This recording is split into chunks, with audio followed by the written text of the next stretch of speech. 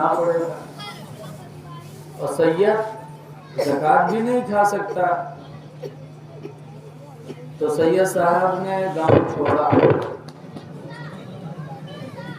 Baghdad गए। सोचा Baghdad में तो कोई मुझे पहचानता नहीं है, बना ले भैया हमदन बाजी बना ले।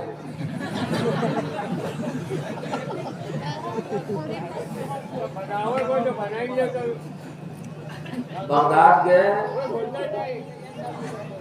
सोचा यहाँ कोई मुझे पहचानता नहीं है, यहाँ तो मुझे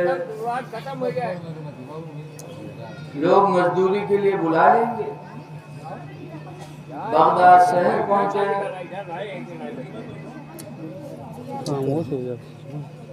चौराहे पर मजदूरों की लाइन लगी थी। उसी मजदूर में सैयद साहब शामिल हो गए कि कोई शहरों में मजदूर चौराहे पे जमा हो।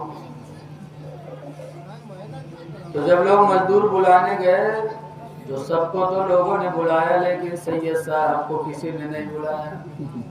अल्लाह की मशीयत थी, अल्लाह आजमाइश में रखा था।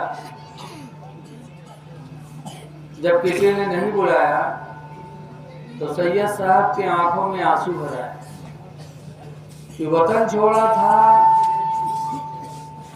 बगदाद आया था कि लोग मुझे मजदूरी के लिए बुलाएंगे, मेरे बच्चे फाका से बचेंगे। आंखों में आंसू आए। सैयद साहब वहां से आगे बढ़े तो देखा कि कुछ लोग एक जगह बैठे बात कर रहे थे कि बादशाह बगदाद ने ऐलान किया है कि जो जुनैद पहलवान की पीठ लगा देगा इनाम से माला माल हो जाएगा।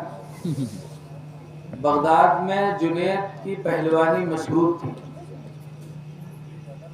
बहुत मशहूर थे पहलवानी में। बादशाह ने ऐलान किया था कि जुनैद की जो पीठ लगा देगा इनाम से माला माल हो जाएगा। लेकिन जुनैद इतने मोटे थे, उनकी कमर इतनी चौड़ी थी कि कमर क्या पूरा कमरा था।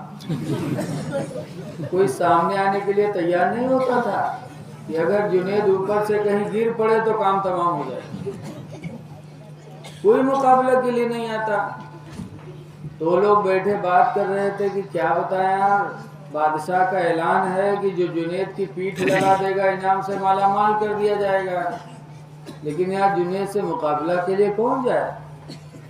सैयद साहब ने सुन लिया, दुबले पतले थे, वो पहुंच गए बादशाह के दरबार में। कहने लगे आपका कोई ऐलान है कि जो जुनैद की पीठ लगा देगा इनाम से माला माल कर दिया जाएगा? कहा तो बुलाओ जुनैद को, मैं उसकी पीठ लगाऊंगा। बादशाह ने कहा यार चले जाओ, अपने ऊपर रहम करो, चले जाओ। जुनैद से तुम मुकाबला करने आए हो? कहने नहीं, जुनैद को बुलाओ, मैं तुम्हारे जुनैद की पीठ लगाऊंगा। हैरत हुई बादशाह को। ऐलान कराया कि आज शहर बगदाद में एक दुबला पतला आदमी जुनैद बगदादी के मुकाबले का चैलेंज कर रहा है, आज मुकाबला हो। ऐलान हुआ तो मैदान में सारे शहर के लोग जमा हो गए। जब जमा हो गए, जुनैद बगदादी पहलवान आए, हाथी की तरह झूमते झामते। और सैयद साहब का झूमे दुबले पतले आदमी, झटपट आए जो मुंह सामने आ गए। मुकाबले की बारी आई तो सैयद साहब जुनैद के करीब पहुंचे।